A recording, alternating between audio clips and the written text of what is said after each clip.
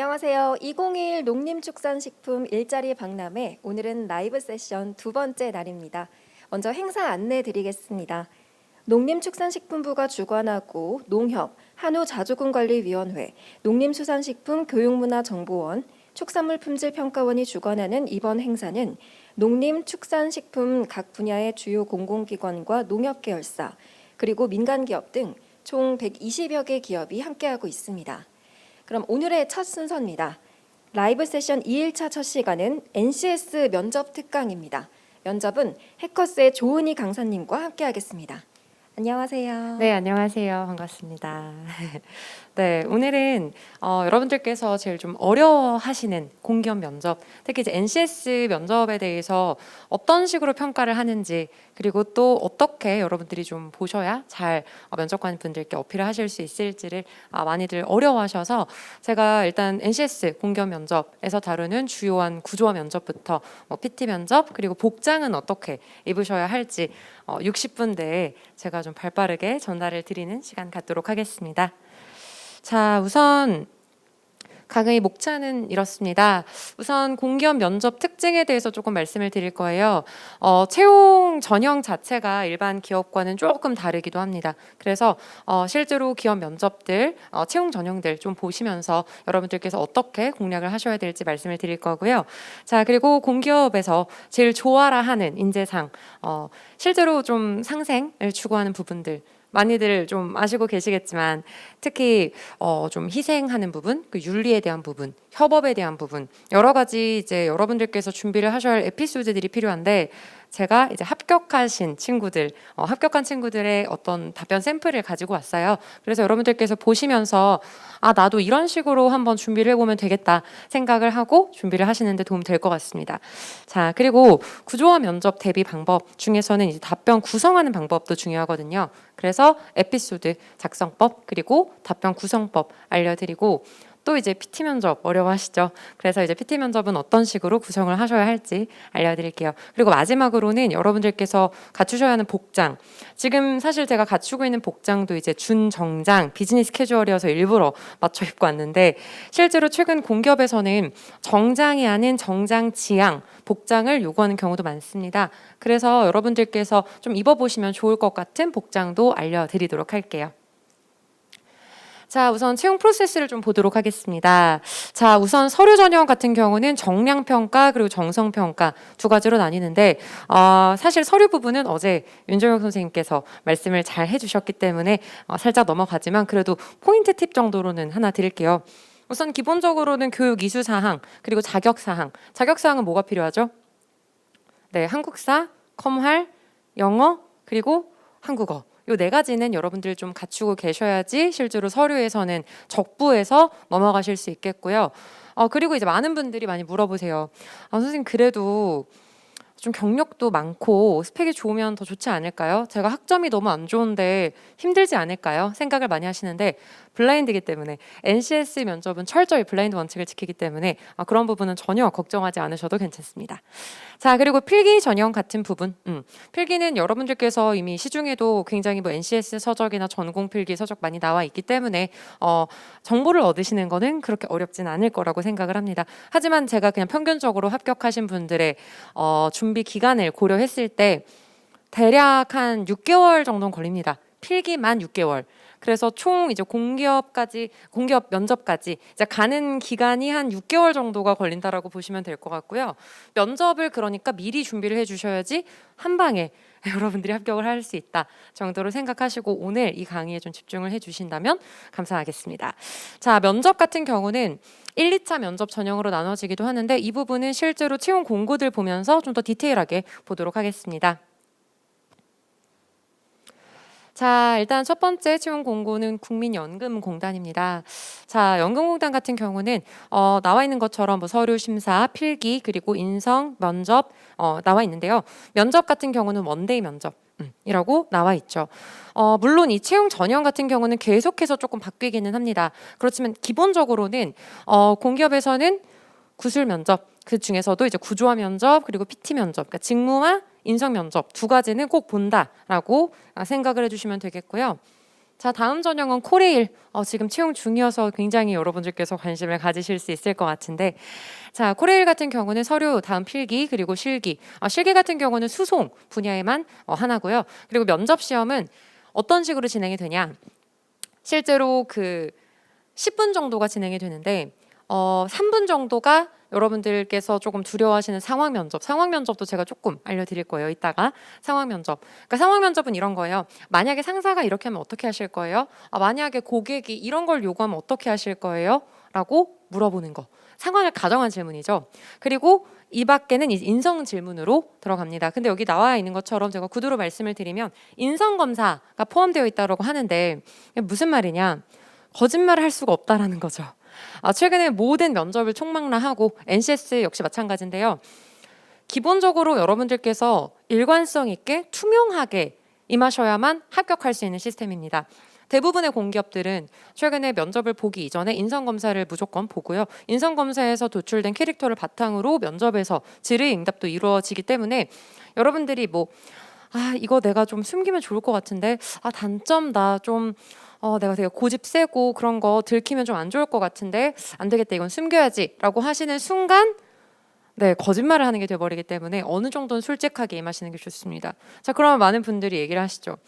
근데 그러면은 저 되게 이기적이고 고집스러운 거 말을 해야 하나요? 얘기를 하시는데 잘 숨겨야죠. 그러니까 거짓말을 하라는 게 아니라 내가 이 단점을 인지를 하고 있고 이 단점을 보완하기 위해서 굉장히 많은 노력을 하고 있습니다 라는 뉘앙스를 에피소드로 구성을 하셔서 면접 때 어필을 하신다면 이제 면접관 분들께서도 이 사람이 객관적으로 본인 스스로를 좀 판단을 하고 있구나. 그리고 이거를 좀 고치기 위해서 노력을 하는구나 라고 생각을 하기 때문에 객관화가 된 사람, 조직에 적합한 사람이라고 판단을 해서 단점을 드러내고도 합격을 할 수 있는 상황이 되는 거죠. 그래서 그런 부분은 차근차근 같이 보도록 하겠습니다. 자, 다음은 한국전력공사 에너지발전 공기업이죠. 자, 실제로 여러분들께서 이제 지원하시는 그 공기업의 산업 자체를 좀 굉장히 잘 알고 계셔야 하는데요. 에너지발전 공기업 실제로 최근에는 이제 탄소 중립 그리고 친환경 정책, 그린 뉴딜 이런 부분과 좀 맞닿아져 있기 때문에 실제로 에너지 발전 공기업 지원을 하시는 분들은 분명히 해당 분야에 대해서 잘 알고 계셔야 하고요. 그리고 지금 우리 농림, 축산, 식품 일자리 박람회 여기에 참여하는 기업들은 대부분 농림, 축산, 식품들 그쪽이다 보니까 친환경에 대한 부분이라던가 디지털 그리고 정책적인 부분들, 무역 정책 이런 부분들 다 알고 계셔야 된다라는 점, 그 점은 좀 파악을 해주시고 계시면 좋을 것 같습니다. 자, 실제로 면접에서도 굉장히 많이 나와요. 최근에 이제 한국전력공사에서 최종 면접에서 이제 물어봤던 게 우리 한전의 ESG 경영에 대해서 어떻게 생각을 하세요? 이 부분을 실제로 물어보기도 했기 때문에 해당 산업 분야에 대해서 알지 못하면 면접까지 좀 부들부들 오들오들 떨어야 한다는 거 생각을 해주시고 공부를 해주셔야 될 것 같습니다. 자, 일단 3차 전형 보시면 직무 면접이라고 나와 있습니다. 직무 면접은 말 그대로 전공 면접이라고도 하는데요. 실제로 전기나 기술 직렬 분들은 기사 시험에 나오는 질문들이 기출이 됩니다. 근데 여기에서 이제 많은 분들이 모르면 어떡하지 생각을 하세요. 특히 이제 그 사무 직렬 분들은 기본적인 조직 관련된 질문들뿐만 아니라 경영, 행정, 법정에 관련된 그런 질문들이 굉장히 많이 도출이 되는데 여기에서 이제 나 모르면 떨어지나 생각을 하시는 분들이 많습니다.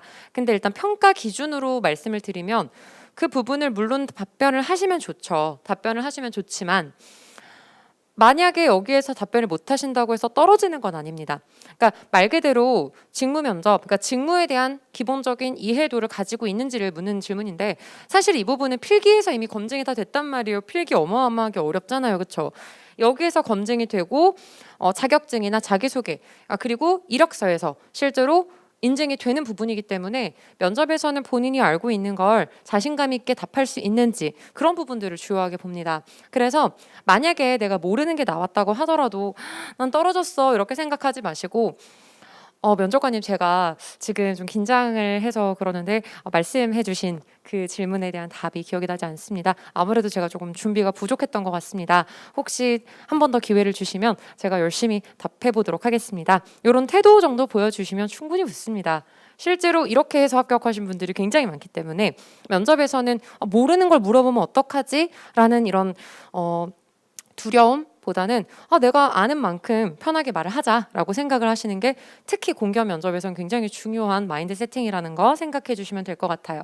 자, 그리고 이제 2차 면접, 종합 면접이죠.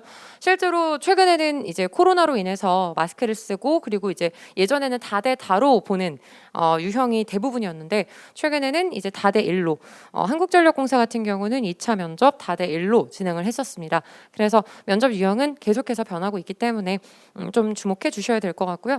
다대 1일 경우에는 아무래도 면접 질문을 좀 더 많이 받을 수 있겠죠.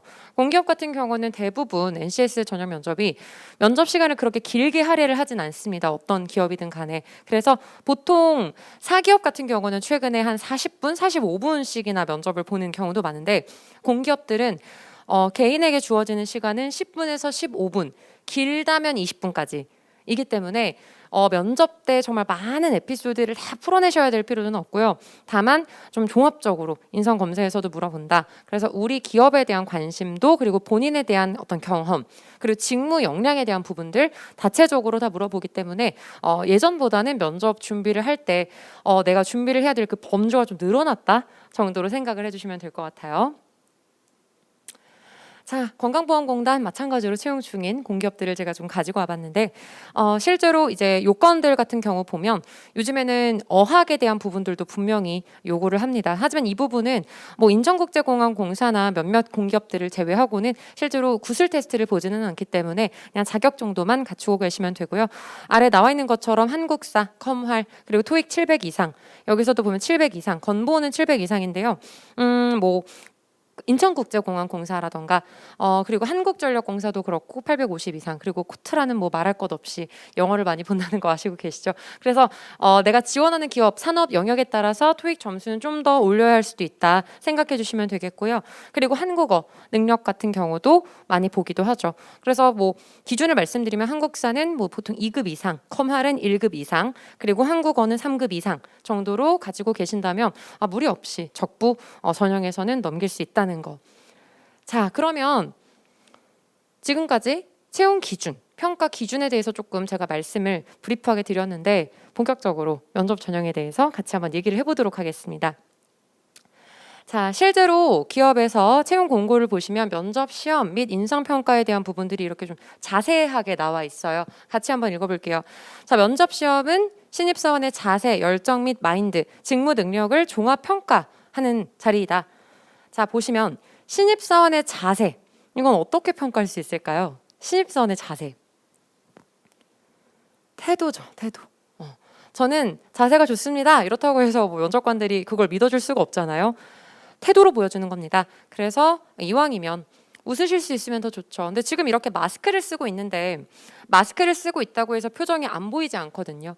내가 최대한 표현을 하고자 그리고 내가 최대한 좀 정중한 모습을 보이고자 한다면 오히려 마스크를 썼을 때 많은 지원자분들이 표정신경을 좀 안 쓰니까 오히려 쓰시는 분들은 되게 어드밴티지를 많이 받습니다. 그래서 기본적으로는 표정 연출도 많이 신경을 써 주셔야 되고요. 최대한 좀 정중함.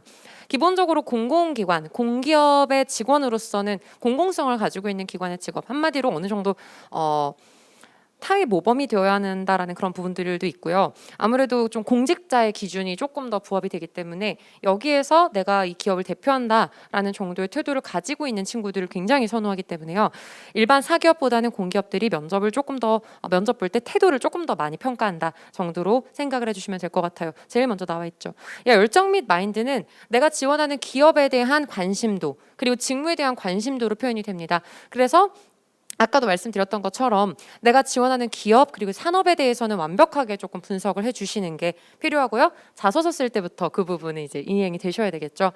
그리고 직무 능력은 이제 경력이 많아야 하나요?라고 하시는데 블라인드 NCS 면접 블라인드 원칙이죠. 그래서 기본적으로 타고난 부분이 아니라 내가 이 기업에 입사를 하기 위해서 얼마나 많은 노력을 했는지를 주요하게 보기 때문에 사실 이 직무 능력은 내가 이 직무에 대해서 얼마나 관심을 가지고 있고 이 직무를 수행하는데 필요한 능력, 이 직무를 수행하는데 내가 어떤 노력을 해왔는지 그리고 어떤 역량을 가지고 있는지 이런 부분들을 좀 주요하게 봅니다. 그래서 우선은 직무 능력이라는 건 내가 관련된 경험이 많은 것보다는 직무에 필요한 역량을 가지고 있다는 걸 어필해 주실 수 있는 게 훨씬 더 중요하겠죠. 자, 그리고 인성검사 같은 경우는 실제로 이제 성격적 특성에 대한 검사로 적격, 부적격 판정이 나고요. 그리고 적격일 경우에는 이 인성검사를 재료로 해서 면접으로까지 이용을 할 수 있겠죠. 자, 그러면 면접 유형별 평가 척도를 평가 기준을 좀 말씀을 드릴 건데요. 자, 따끈따끈한 합격 소식인데 잘 안 보이실 테니까 제가 구두로 좀 설명을 해드릴게요. 자, 면접 결과 이렇게 한수원 합격 페이지인데 몇몇 공기업들은 한전 KDN도 그렇고요. 이렇게 면접 점수를 공개를 해주십니다. 굉장히 친절하시죠. 투명한 면접입니다. 자, 보시면 직업기초 능력 면접이 구조화 면접, 내 경험을 묻는 질문들입니다. 이거를 사실 사기업에서는 BEI 경험 행동 면접이라고 하는데 기본적으로 내가 가지고 있는 성향 그리고 나만의 특성, 가치관, 그리고 내 경험 이런 부분들을 주요하게 묻는 질문인데 합격자 평균 보시면 33점, 이분은 35점, 굉장히 높죠. 저의 제자였습니다. 어쨌거나 기본적으로 40점 만점의 이 기준이라고 했을 때 직무 수행 능력 면접은 PT 면접이라고 볼 수 있고요. 관찰 면접이 토론 면접, 토의 면접입니다. 실제로 이제 PT 면접 같은 경우는 점수 만점이 30점, 그리고 관찰 면접, 토론 면접 같은 경우도 30점 기준이었다고 한다면 구조화 면접이 배점이 가장 높죠. 여기 보시면 나와 있는 것처럼 이 친구가 토론 면접을 좀 망쳤어요. 보세요. 합격자 평균 27점인데 본인 점수 24점이잖아요. 그렇죠? 그렇지만 합격을 했습니다. 왜? 구조화 면접을 잘 봤으니까. 그래서 일단 공기업, 여러분들이 공공기관, NCS 면접을 준비하는 데 있어서 가장 주요하게 생각을 해주셔야 되는 건 나의 경험 정리, 나의 가치관 정리, 그리고 내 가치관과 역량, 특성이 얼마나 이 기업과 잘 부합하는지를 설득하시는 자리.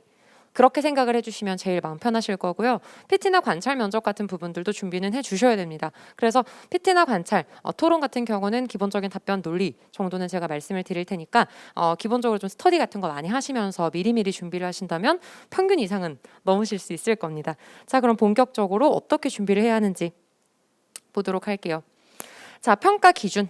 평가 기준을 말씀을 드리면 실제로 이제 면접장 앞에 있을 때 면접관에게 주어지는 나의 정보가 어느 정도일지 요걸 좀 생각을 해주셔야 돼요. 우선 점수화가 되겠죠. 서류 전형, 1차 전형, 정량 평가, 이수 교과목, 그리고 자격 사항들 이런 부분들이 나의 정량 평가 점수가 되겠고요.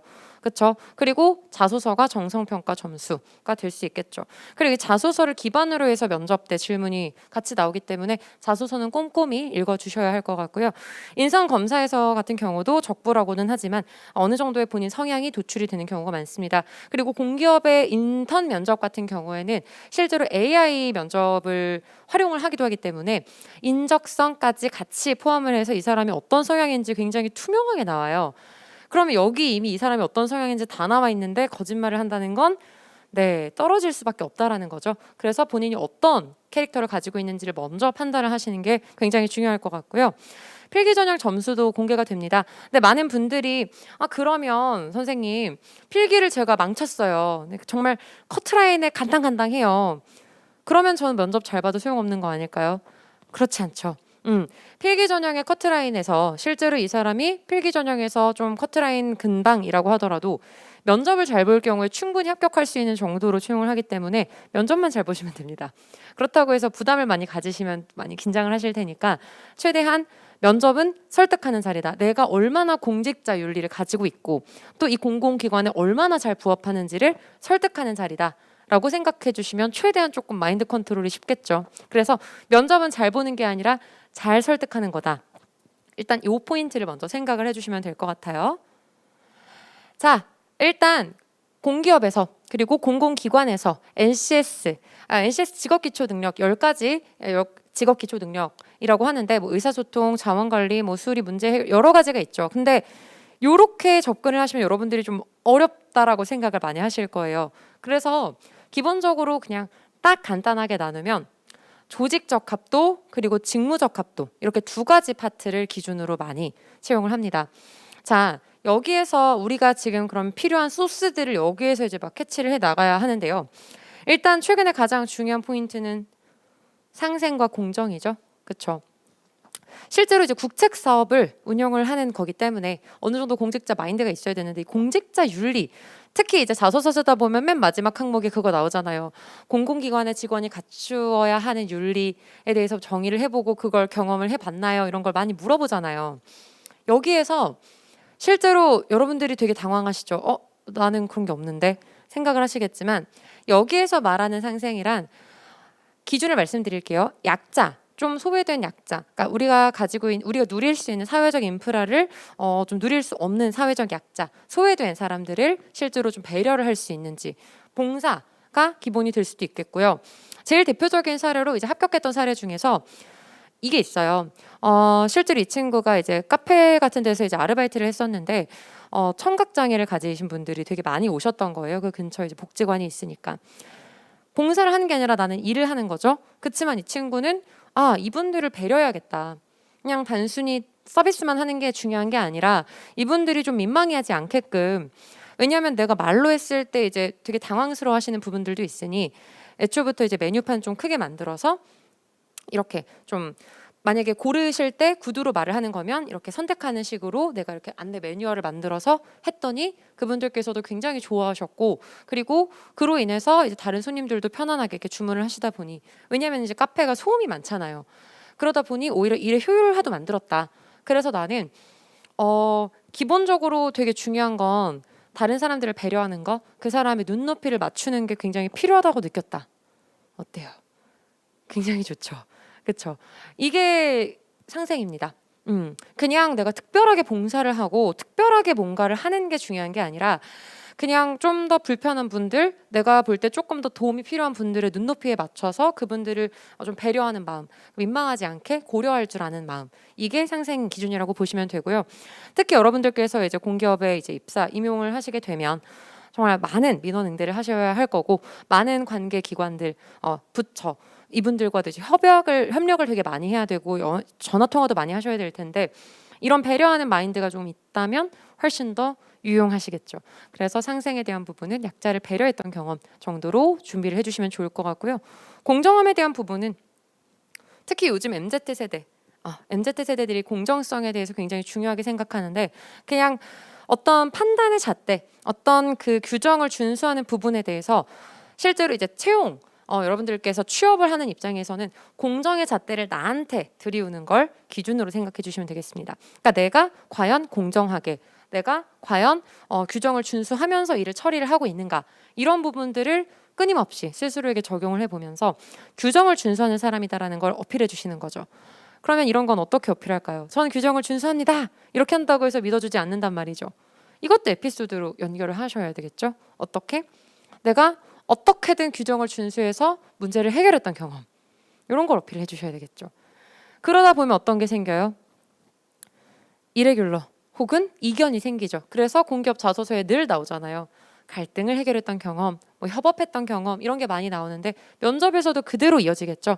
그러니까 내가 협업을 했을 때 어떤 캐릭터였는지 만약에 내가 규정을 준수를 하려고 했는데 다른 사람들이 이 부분을 반대했다면 이걸 내가 어떻게 설득했는지 설득 노하우, 설득에 대한 필요성, 내가 설득을 통해서 문제를 해결했던 경험 요거 하나 세팅되어 있다면 조직에 적합한 사람이구나 생각을 하겠죠. 그렇죠? 다음으로는 직무 이해도인데요.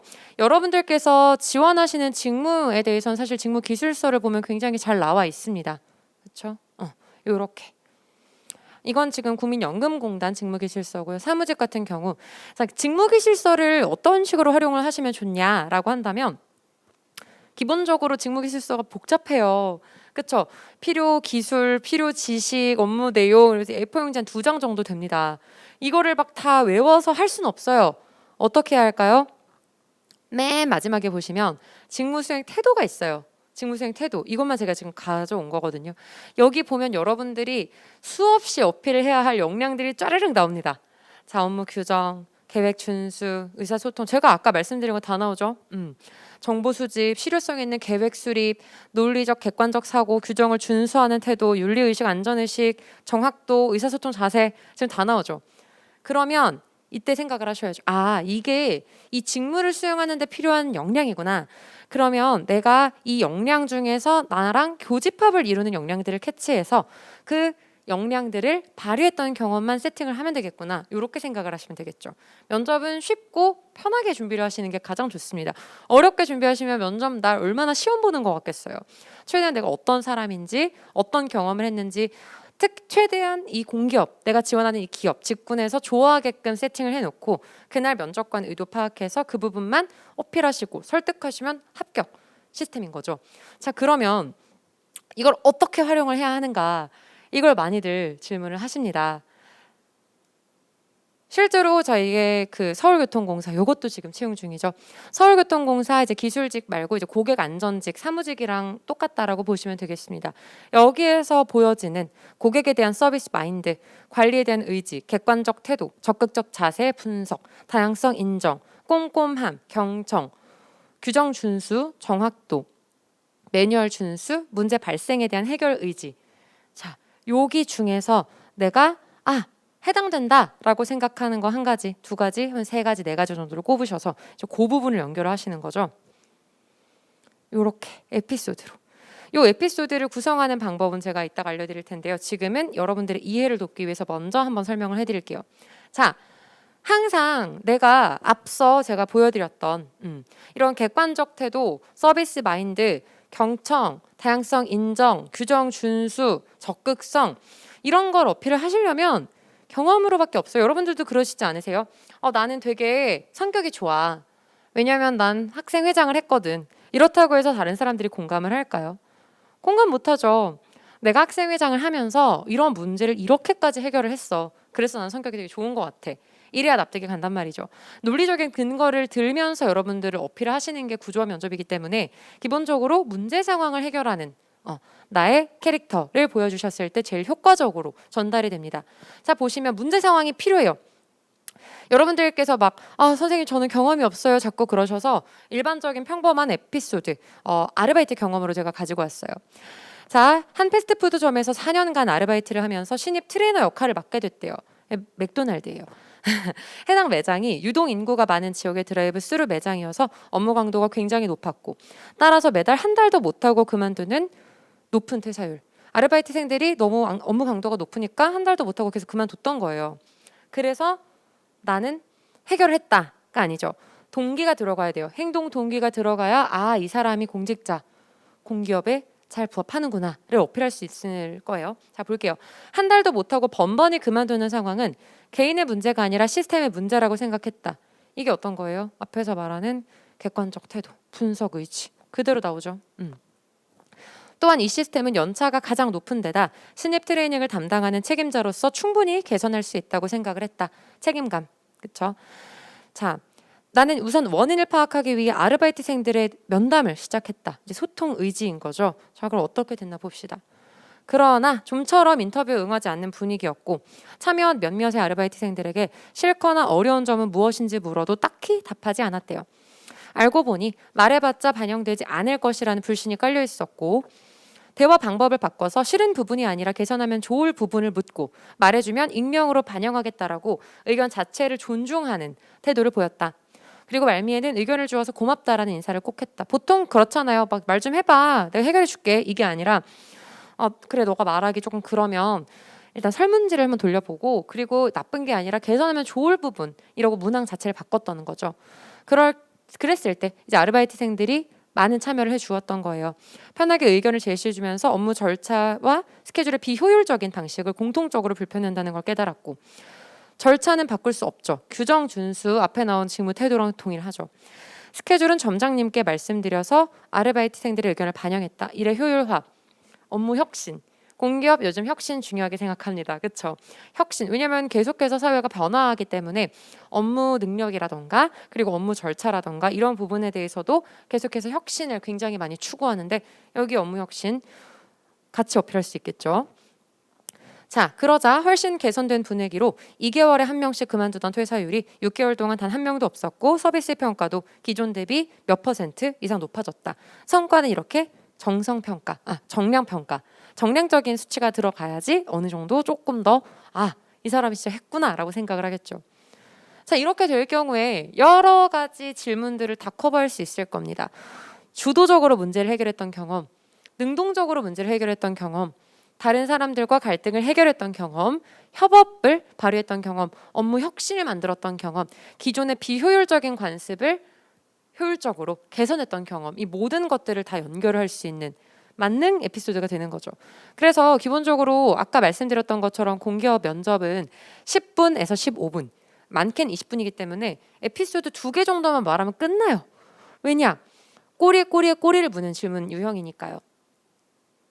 자, 요게 이제 공기업 면접 유형이거든요. 경험을 묻어요. 어떤 걸 했어요? 이런 경험 있어요? 왜 한 거예요? 그때 그 구체적인 해결 방식에 대해서 얘기를 해주실래요? 그래요? 그래서 어떻게 됐어요? 결과에 대해서 어떻게 평가해요? 꼬리에 꼬리를 물면서 이 경험에 대해서 조금 더 일관성을 가진 답변을 신뢰하는 거. 왜 그래서 이런 얘기를 많이 하잖아요. 거짓말도 할 거면 이제 머리가 좋은 사람들이 거짓말 잘한다. 그거였나?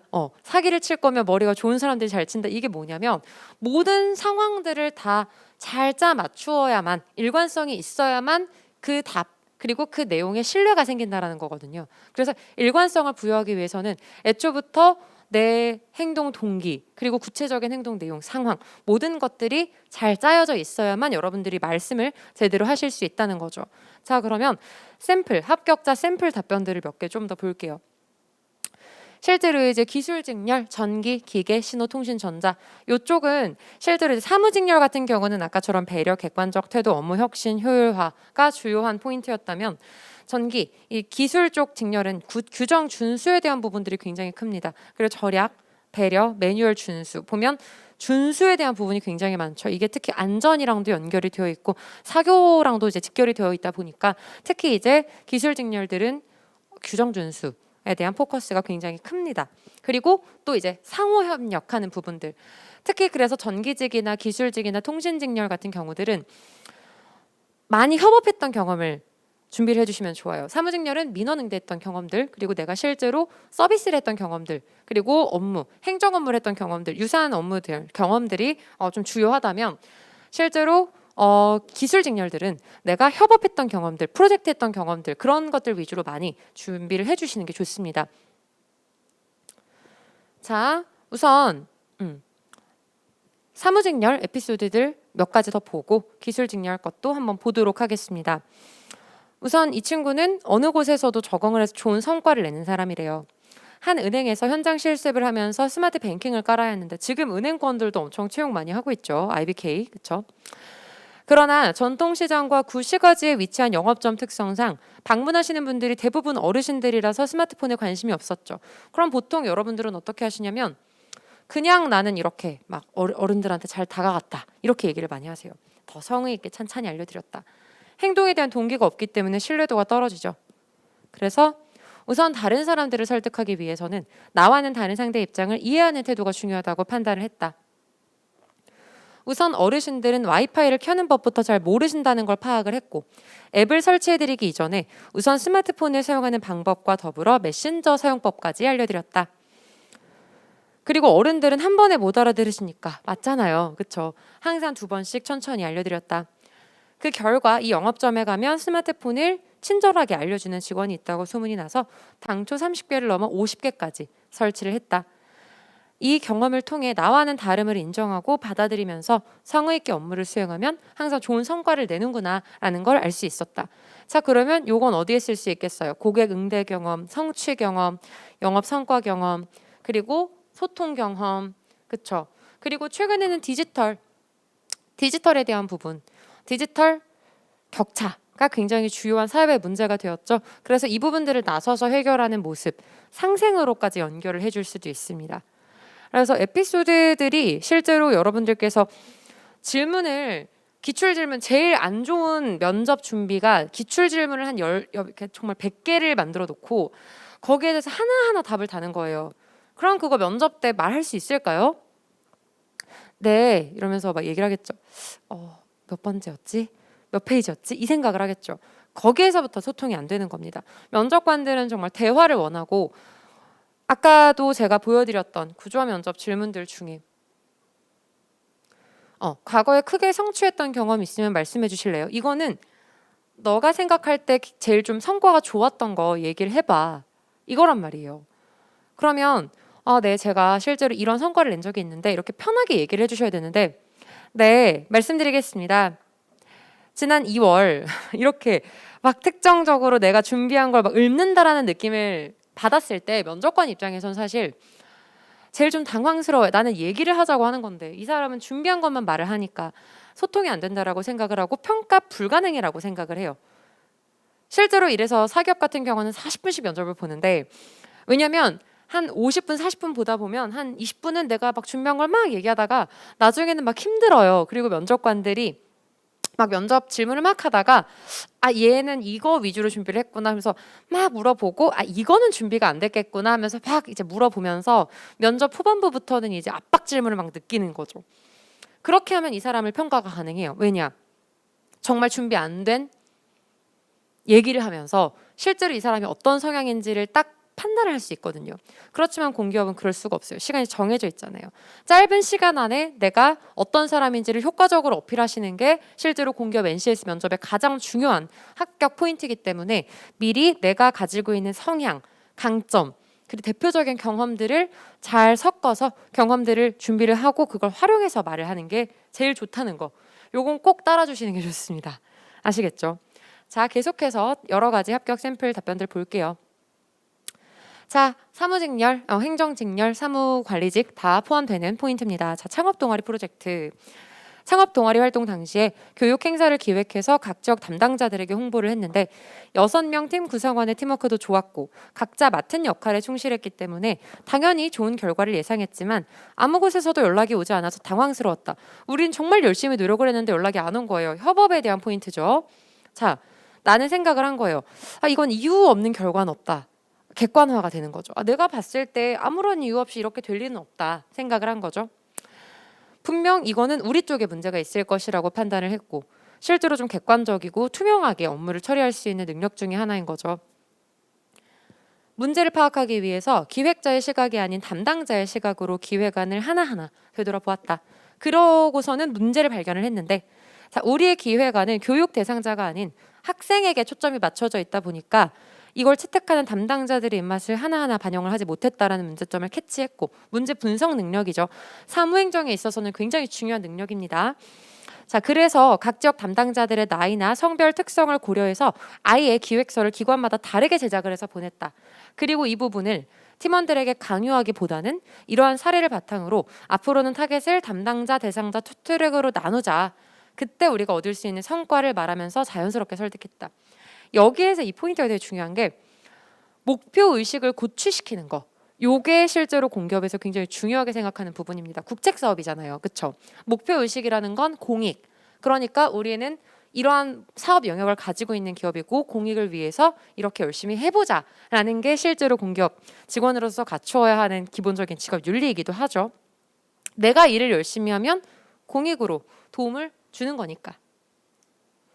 자, 결과로 시행착오를 잘 극복한 덕분에 메일을 보내 21곳 중 4군데와 계약을 체결하게 되었고 스스로에게 문제를 발견하고 객관화를 통해 유연하게 해답을 찾는다의 관점이 시행착오를 극복하고 좋은 성과를 내는 창의력의 일환이라는 걸 느꼈다. 그러면 기존의 문제를 새롭게 극복했던 경험, 창의성을 발휘한 경험 모든 것들을 다 통용해서 활용을 할 수 있겠죠. 자, 마지막으로 기술직렬 전산직. 자, 캡스톤 디자인 프로젝트인데요. 문제 상황은 이겁니다. 우리는 이제 책을 검색해서 등록하는 기존의 방식에서 벗어나 사진을 찍어서 책에 쓰여진 글자를 인식하는 방법으로 책을 등록하는 서재 관리 서비스를 개발하고자 했대요. 그런데 문자들의 개수가 여러 개였고 그래서 제목에 맞는 문자를 일일이 클릭해야 하는 번거로움, 문제 상황이었던 거죠. 자, 프로그램 개발의 목적, 이것 역시도 공기업에서 좋아하는 포인트입니다. 혁신적 기술력이라는 개발자의 성과를 반영하는 것도 중요하지만 사용자의 시각을 반영하는 것이 최우선이라고 생각을 했다. 한마디로 전산, 개발, 직렬에 있어서 제일 중요한 건 혁신 기술력도 중요하지만 사용자들이 따라올 수 있게 만들어주는 것, 눈높이를 맞추는 부분들. 개발자에 있어서는 되게 중요한 포인트거든요. 자, 최근 편리함과 더불어 함께 만들어가는 가치를 중요하게 생각하는 최근 소비 트렌드를 반영해서 문제를 해결하고자 한 거죠. 융합적 인재인 거죠. 자, 우선 데이터를 최대한 많이 수집해야 한다는 번거로움이 있었으나 오히려 이를 계기로 고객의 참여를 이끌어낼 수 있는 기회로 역이용, 위기를 기회로 만드는 것, 긍정성. 자, 함께 만들어가는 프로그램으로 기획을 해서 초반에 책을 등록하는 번거로움을 감수하는 고객에게는 보상을 지급하고 그 데이터를 축적하여 나중에 동일한 책을 등록하려는 고객에게는 그 과정을 생략시켜주는 방식을 고안해냈고 이를 여러 커뮤니티의 홍보에서 참여를 유도했다. 융합형 인재인 거죠. 그렇죠. 기술적인 부분, 홍보에 대한 부분 같이 가져간 거니까. 그 결과 무작위로 책을 등록했을 때 등록 시간을 23%까지 줄일 수 있었고 디지털 마인드를 발휘해서 문제를 해결했다는 점에서 우리 작품은 우수 작품으로 선정되어서 소개될 수 있었다. 정량적 성과, 정성적 성과. 이 경험을 통해 창의성이란 고객의 편의와 니즈를 생각하는 것 플러스 문제 상황을 기회로 생각하는 긍정적인 마인드구나. 실제로 여러분들께서 면접을 보실 때 그 답변의 마무리 하실 때 제일 문제가 이런 경험을 통하여 제가 어디에 입사하여 기여를 하겠습니다. 이 얘기를 많이 하시는데 실제로 기여를 하겠다라는 게 질문의 주 목적이 아니기 때문에 나는 이 경험을 통해 이런 걸 얻었다. 그래서 이런 역량을 가지고 있다라는 것만 잘 어필을 하셔도 질문의 의도를 잘 파악을 하시는 겁니다. 자, 그럼 이런 여러 가지 에피소드들 최소 한 3개 정도 이상은 만들어 주셔야 하는데 이런 여러 가지 에피소드들을 어떻게 답변으로 활용하실 수 있을지 실제로 이제 자소서 항목에도 활용을 할 수 있기 때문에 가지고 와봤는데요. 시간상 면접 답변만 보도록 할게요. 이런 경험과 역량을 묻는 모든 질문에 다 통용이 가능합니다. 자, 어떻게 통용이 가능할까?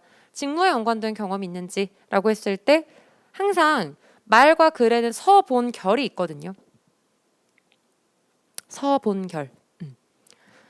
서로는 앞서 보여드렸던 해당 질문에 대한 답을 먼저 말씀을 하시는 거고 본론은 이 질문에 대한 근거, 이 답에 대한 근거를 얘기를 해주시는 건데요. 포인트는 그겁니다. 예를 들어서 만약에 앞선 질문들 중에 협업하면서 좀 좋은 성과를 달성했던 경험이 있다면 말씀해 주시겠어요? 네, 저는 앞서 제가 보여드렸던 요거 얘기해 주셔도 되겠죠. 제가 창업 동아리 프로젝트에서의 경험을 말씀드리고 싶습니다. 그때 당시에 저희가 그 교육 행사를 기획해서 각 지역 담당자들에게 홍보를 하는 거였는데 문제는 저희가 정말 열심히 노력했지만 아무 곳에서도 연락이 오지 않는다는 거였습니다. 그때 저는 문제의 원인은 항상 스스로에게 있다라고 파악하는 게 중요하다라고 생각해서 저희의 보고서를 잘 좀 들여다보고 팀원들과 의논해본 결과 저희가 담당자들의 시각을 놓쳤고 대상자, 교육 대상자인 학생에게만 눈높이를 맞추었기 때문에 이런 상황이 벌어졌다는 걸 알게 되었습니다. 그래서 저희는 이제 담당자들의 맞춤형 보고서를 작성할 뿐만 아니라 저희 팀원들과 이러한 부분들을 매뉴얼로 만들어서 그 이후에도 지속적으로 좋은 성과를 이끌어냈으며 실제로 그쪽에서 이제 21군데에서 4군데에서나 실제로 협약을 맺었던 경험이 있습니다. 저는 이 경험을 통해서 협업을 할 때 가장 중요한 것은 스스로 문제를 조금 더 발견할 수 있는 분석 능력과 더불어서 팀원들에게 협업을 이끌어갈 수 있는 그런 소통 능력이 굉장히 중요하다는 걸 깨달을 수 있었습니다. 이렇게 하시면 되는 거죠. 그럼 이제 물어봐요. 그래요. 그때 그러면 문제를 좀 어떻게 해결을 했는지 좀 더 구체적으로 얘기를 해주실래요? 그러면 구체적인 문제 해결법 이거 얘기하시면 되죠.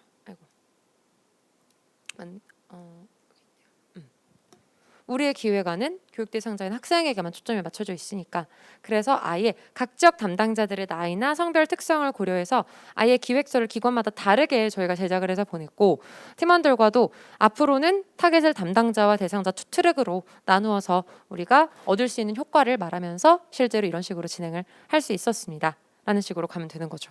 그래서 내가 막 모든 질문에 대해서 어떡하지 막 생각을 해내고 창의를 해내고 그게 중요한 게 아니라요. 준비된 내용 중에서 써먹을 수 있는 걸 생각해 주시는 게 훨씬 더 쉽게 면접을 볼 수 있는 포인트입니다. 자, 그리고 실제로 이제 질문에 따라서 답변이 좀 달라질 수 있는데요. 대부분은 구조화 면접 특성상 경험을 묻는 질문들이 주로 선행이 됩니다. 그럴 때는 경험을 간략하게 정리를 해서 말씀을 해주시면 되겠고요. 그러나 특히 이런 질문들이 있죠. 직무를 수행할 때 어떤 부분이 제일 힘들 것 같아요? 이런 걸 많이 물어보십니다. 어떻게 말씀을 하실 거예요? 어떻게 말하지?가 아니라 일단 첫 번째로 생각해야 되는 건 의도 파악. 네, 제가 생각할 때 이 면접관이 나한테 이 질문을 왜 할까를 물어보셔야죠. 직무를 수행할 때 예상되는 어려운 점이라고 한다면 내가 직무에 얼마나 관심이 있는지를 궁금해하는구나. 두 번째는 이거를 극복할 의지가 있는지 좀 열의, 신입사원의 자세를 보시고 싶으신 거구나라고 생각을 하겠죠. 그러면 그 부분을 담아서 얘기를 해주시면 되죠. 근데 제가 생각했을 때는 실제로 민원응대 비중이 굉장히 높기 때문에 다양한 민원인분들을 충족해 드리는 게 능수능란하게 응대를 해드리는 것이 쉽지 않을 것 같습니다. 이유는 지식 어떤 거 많이 활용하시면 돼요? 직무기술서. 직무기술서를 봤을 때 실제로 해당 직무는 이러한 부분들부터 이런 부분들까지 담당을 하기 때문에 굉장히 어려울 거라고도 생각을 했고 실제로 그리고 제가 좀 이 지점에서 실제로 직원분들이 어떤 걸 담당하는지 궁금해서 이런 부분들을 좀 제가 이렇게 잘 지켜봤는데 실제로 좀 연령대가 높으신 민원인분들이 굉장히 많다라는 걸 파악을 했습니다. 그러나 저는 한 은행에서 실습생으로 혹은 패스트푸드점에서 아르바이트로 정말 수많은 고객들을 응대를 해왔고 그때마다 눈높이를 맞추어서 항상 좋은 결과를 만들어내 왔기 때문에 해당 부분에 있어서는 정말 자신 있다라고 말씀드리고 싶습니다. 라고 얘기를 하시면 되겠죠? 그래서 적절하게 잘 조율을 해주시면 되고요. 그냥 여러분들이 가지고 있는 지식, 상식만 얘기를 해주시는 게 중요한 게 아니라 내가 가진 경험, 사례 이런 것들을 다 같이 버무려서 내가 주장하는 부분에 대한 근거로 활용을 해주시고 그거에 대해서 실제로 얻었던 점, 결론적인 부분만 얘기를 해주셔도 굉장히 논리적으로 말을 한다라고 판단을 해주실 수 있을 겁니다. 아시겠죠? 자, 그러면 질문을 잘 듣고 답하는 것들 자, 실제로 답변 사례 아까 패스트푸드점 기억나시죠? 여기에서 업무 개선했던 것 자, 요거를 활용해서 답변 툴을 한번 보도록 할게요. 자, 보통 조직 내에서 문제 상황을 주도적으로 해결한 경험을 말씀해 주세요 라고 했을 땐 경험을 축약해서 말씀을 해주시는 게 중요하겠죠. 앞에서 본결 기억나시죠? 네, 한 패스트푸드점에서 한 4년간 아르바이트로 근무를 하면서 신입 트레이너로서 조직의 문제를 해결했던 경험이 있습니다. 해당 매장은 유동인구가 많은 매장으로 업무 강도가 높았기 때문에 그만두는 아르바이트생들이 높은 퇴사율로 운영에 차질을 빚는 상황이었지만 저는 책임감 발휘하고 항상 빠른 문제를 분석하는 능력을 통해서 아르바이트생들을 존중하는 소통 방식을 통해 퇴사율을 현저하게 줄이면서 매장의 서비스 만족도까지 상승시킬 수 있었습니다. 깔끔하죠? 여기에서 만약에 조금 어색하다라고 하면 얻은 점까지 말씀을 해주시면 되겠죠. 이런 경험을 통해서 항상 좀 존중하는 자세 그리고 문제를 분석하는 자세, 책임감이 조직의 문제를 해결할 수 있다는 걸 깨닫게 되었습니다. 정도까지 가시면 되겠고요. 그러면 이제 이어지는 질문들. 아 그래요. 존중하는 소통 방식을 통해서 문제를 해결했다고 하셨는데 구체적으로 말씀해 주시겠어요? 구조화 면접은 이렇게 내가 이끌어와야 됩니다. 보통 그 경험을 쫙 말씀하시면 2분이 걸려요. 그럼 면접관들이 하품을 하시겠죠. 그리고 본질, 내가 말을 하고자 하는 본질, 핵심도 없어지겠죠. 그래서 정말 질문에 해당하는 답변만 해주신다라고 생각을 해주시면 될 것 같아요. 자, 문제 해결 방법. 그럼 아까 그거 그대로 얘기하시면 되겠죠. 문제 해결 방법. 참여한 몇몇의 아르바이트생들의 물어보니까 답하지 않았고 그래서 존중하는 해결 방식을 썼다. 면접관님 얘기를 하시면 되겠죠. 그렇죠? 자, 그러면 마지막 질문. 해당 상황에서 본인이 그 해결 방안을 택한 까닭은 무엇인가요? 라고 했을 때 앞에 이유 같이 얘기해 주시면 되겠죠. 이유. 한 달도 못하고 번번이 그만두는 상황은 개인의 문제가 아니라 시스템의 문제라고 생각했습니다. 그래서 그 면접 준비하실 때 에피소드들을 이렇게 상황, 내 역할, 그리고 가치관, 행동 동기죠. 그리고 어떻게 내가 이걸 해결을 했는지 그리고 결과는 어땠는지 이런 부분들을 조목조목 정리를 잘 해두시면 면접 때 필요한 부분만 딱 끌어와서 쓰실 수 있다라는 점 그게 굉장히 좋습니다. 그래서 실제로 이 내용은 자소서에도 그대로 들어가실 수 있는 내용이거든요. 자소서에 쓸 때는 이제 문장으로 쓰시지만 면접 답변을 위해서 이렇게 상황, 내 역할, 차별화된 행동, 결과, 얻은 점 이런 부분들은 나눠서 만들어 두시면 되게 쉽게 면접을 보실 수 있다는 거. 자, 그리고 실제로 이렇게 고객을 응대하거나 민원 응대를 했던 부분들 기억나시죠? 그래서 성과를 냈던 부분들 이런 에피소드들도 이 모든 질문들에 다 활용을 할 수 있어요. 성취했던 경험, 판촉 경험 말씀드리고 싶습니다. 인턴 실습 때 가장 힘들었던 경험에 대해서 말씀해 주세요. 네, 거기가 전통시장과 구시가지에 위치한 데라 보니까 되게 어르신들이 핸드폰에 관심이 없었고 그래서 문제가 있었습니다. 연결을 하시는 거죠. 그렇죠? 마찬가지예요. 직무 수행 시 가장 중요한 역량 하나만 꼽는다면 눈높이를 맞추는 능력입니다. 제가 예전에 어르신들이랑 이제 응대를 하는데 눈높이를 맞추려고 하다 보니까 실제로 이 문제를 이렇게까지 해결했습니다. 차별화되는 강점, 눈높이를 맞추는 능력. 이걸로 주구장창 가져가시면 되는데 그러면은 이제 많은 학생분들이 저에게 질문을 하시죠. 선생님, 근데 그러면 겹치면 어떡해요? 그래서 4가지 정도를 준비를 해주셔야 돼요. 에피소드는 4가지 정도. 그래서 면접관이 질문하는 부분에 대해서 내가 최대한 좀 핏되게 어필할 수 있는 에피소드를 끌어오셔서 말씀을 해주시면 돼요.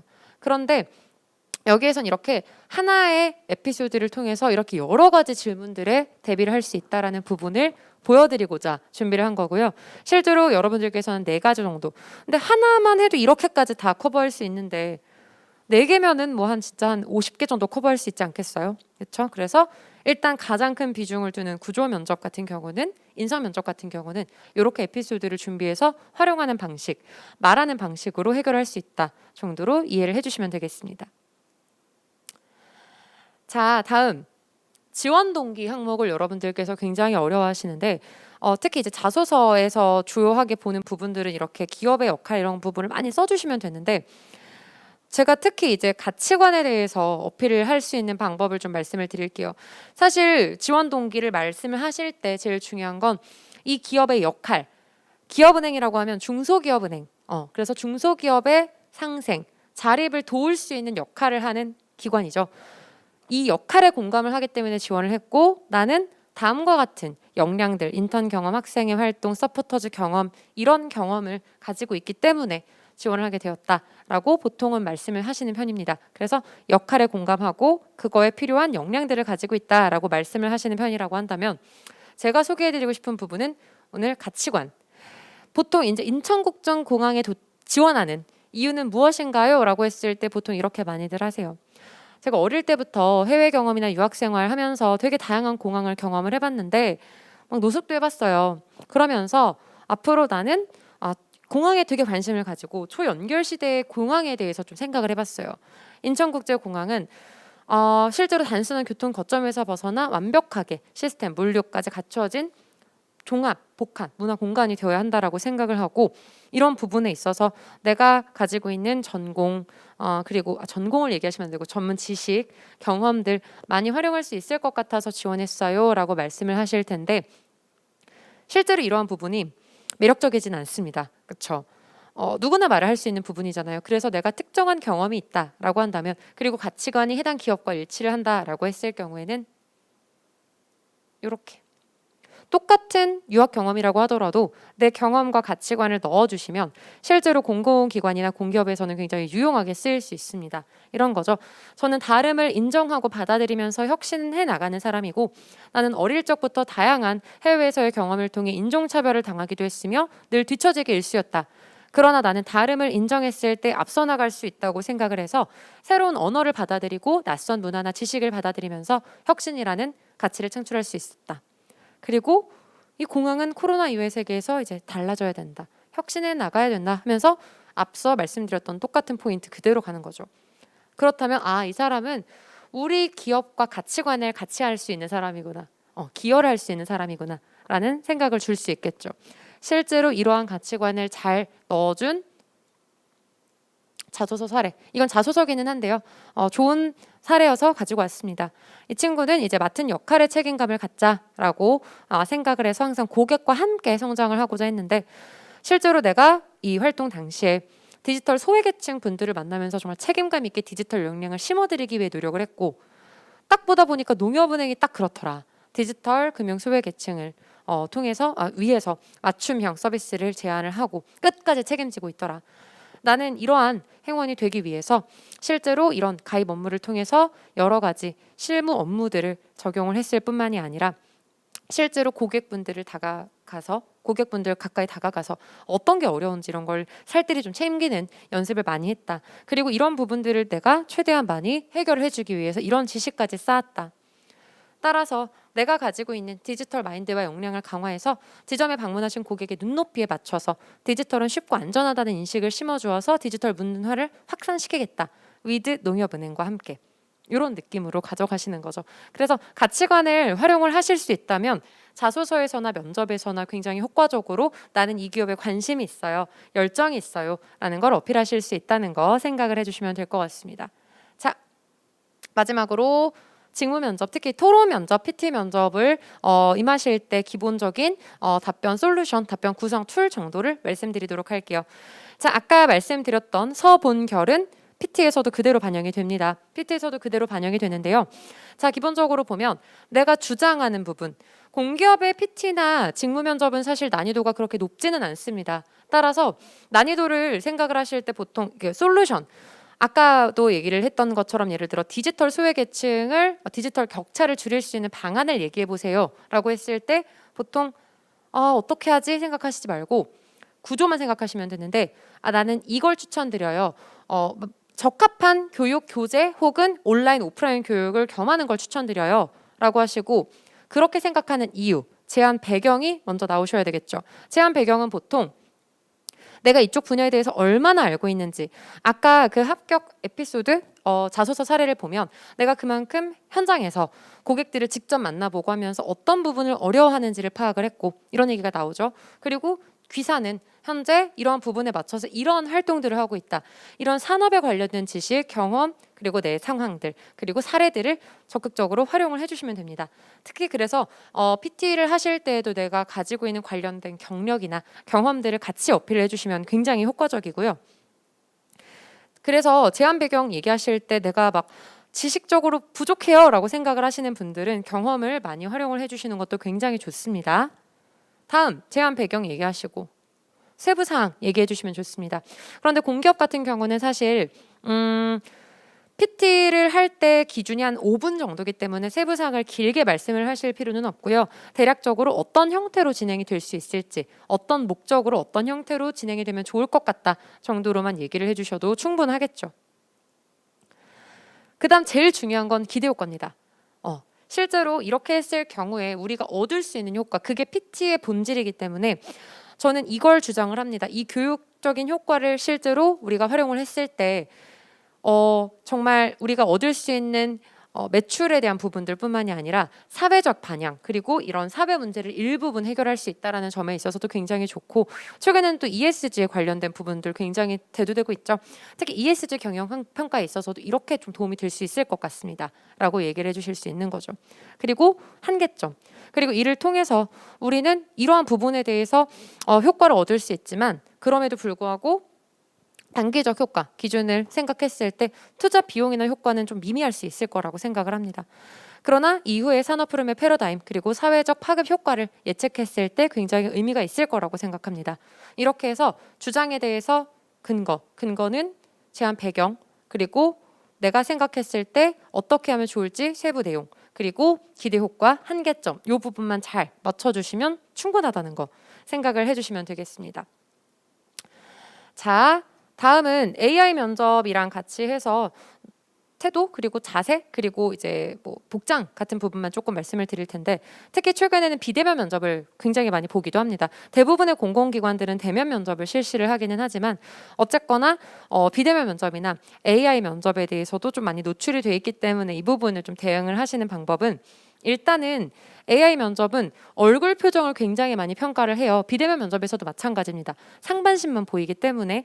그래서 표정적인 연출, 특히 마스크를 벗고 진행을 하기 때문에 이왕이면 좀 웃으시면서 기분 좋은 표정으로 임해주시면 좋을 것 같고요. 면접 복장 같은 경우는 상의만 신경 써주시면 되겠습니다. 그러니까 지금 제가 입은 것처럼 뭐 예를 들어 하의 이런 거는 추리닝이어도 상관이 없다는 거죠. 상의만 기본적으로 좀 잘 갖춰 입어주시는 거. 잘 갖추는 정도는 자켓이나 뭐 블라우스나 셔츠 정도로 갖춰주시면 충분하다라는 거 생각해 주시면 될 것 같고요. 그리고 인상검사와 적성검사를 같이 보기 때문에 이 부분에 대해서는 여러분들께서 미리 한번 경험을 해보시는 것도 굉장히 좋아요. 그래서 실제로 지금 최근에 제가 알기로는 서울시나 경기도에서는 AI 면접 사전으로 무료로 체험을 해볼 수 있는 기회도 있다고 하니까 이런 것들 좀 이용을 해보시는 것도 좋을 것 같고요. 마지막으로는 제가 복장에 대해서 마지막으로 점검하고 넘어가도록 하겠습니다. 보통 공기업 면접에서의 복장 같은 경우는 이렇게 정장, 칼 정장을 많이 입어주시는데 그래서 여자분들 같은 경우는 3피스죠. 자켓, 치마, 그리고 안에 셔츠. 그리고 남자분들 같은 경우는 정말 칼 정장이죠. 여기서 주요 포인트만 좀 짚어드리면요. 남성분들 같은 경우는 넥타이는 청색 계열이 주요하게 신입사원에게 보여지는 제일 좋은 색깔입니다. 그래서 청색 계열. 그리고 무늬가 많지 않은 게 좋고요. 그리고 이런 자켓 같은 경우는 사이즈 같은 부분도 중요하기 때문에 만약에 빌리시게 되면 사이즈를 잘 맞춰주시는 게 좋아요. 그래서 이왕이면 구매를 해주시는 게 이후에도 더 많이 활용도가 높으실 수도 있겠고요. 구두나 정장 색깔 맞춰주시는 거 필요하고 여성분들 같은 경우는 실제로 자켓 그리고 치마, 블라우스 많이 입어주시는데 여기에서 이제 치마 말고 슬랙스를 입으려고 하시는 분들이 굉장히 많아요. 근데 이제 정장을 우리는 실제로 활용을 할 거다. 정장을 입고 와라라고 할 경우에는 치마를 입어주시는 게 조금 더 클래식하긴 합니다. 왜냐면 이게 클래식한 정장, 면접 정장이라고 하는 거니까요. 그리고 이제 헤어도 같은 경우는 남자분들은 뭐 이마를 다 깔 필요는 없고요. 살짝만 넘겨주시는 것만으로도 충분하고 머리 길이는 길지 않은 게 좋겠죠. 그리고 여성분들 같은 경우는 하나로 묶어주시기만 하면 됩니다. 이렇게 그냥 단정하게 꼭 쪽머리까지 하실 필요는 없어요. 그리고 이 자켓 그리고 비즈니스 캐주얼 준 정장은 지금 제가 딱 입은 정도가 제일 포멀한 느낌인데요. 실제로 이제 자켓이 없으신 분들은 그냥 셔츠 정도로 입어주시고 밑에는 이렇게 면 바지, 슬랙스 정도로 입어주시는 게 훨씬 좋습니다. 그래서 남성분들, 여성분들 만약에 정장 지향이라고 할 경우에는 이렇게 비즈니스 캐주얼 정도로 간단하게 갖춰주시는 게 좋을 것 같고요. 제가 이렇게 비즈니스 캐주얼을 말씀을 드리는 이유는 최근에 공공기관 면접은 굉장히 좀 옛날처럼 스틱한 그런 느낌이 아니에요. 최대한 편안하게 본인의 이야기를 이끌어가려는 그 움직임이 더 크기 때문에 실제로 이제 외부 면접관분들한테도 좀 분위기 좀 편하게 좀 풀어줘라 막 이런 주문들이 굉장히 많이 온다고 하거든요. 그래서 면접에 임하실 때 가장 중요한 건 너무 긴장하시고 잘해야겠다, 시험이다 라고 생각을 하시기보다는 앞서 제가 말씀드렸던 것처럼 내가 실제로 이 기업에 얼마나 잘 맞는지 그리고 내가 어떤 부분 때문에 단순히 그냥 워라밸 때문에만 선택을 한 것이 아니라 이런 가치관, 내 성향, 역량들이 이 기업과 얼마나 잘 맞는지를 잘 버무리셔서 면접관 분들께서 이제 해주시는 질문에 의도 파악하고 똑부러지게 그냥 본인 생각 잘 설득만 하신다면 충분히 합격을 하실 수 있을 거라고 말씀을 드리고 싶습니다. 자, 오늘 저희 강의는 여기까지 마치도록 하겠습니다. 꼭 잘 듣고 리마인드 하셔서 합격을 하셨으면 좋겠습니다. 네. 네, 조은희 선생님의 면접 특강이었습니다. 잠시 후 11시 30분부터는 농협중앙회 채용 설명회가 진행되니까요. 구직자 여러분들의 많은 관심과 참여 부탁드립니다. 고맙습니다.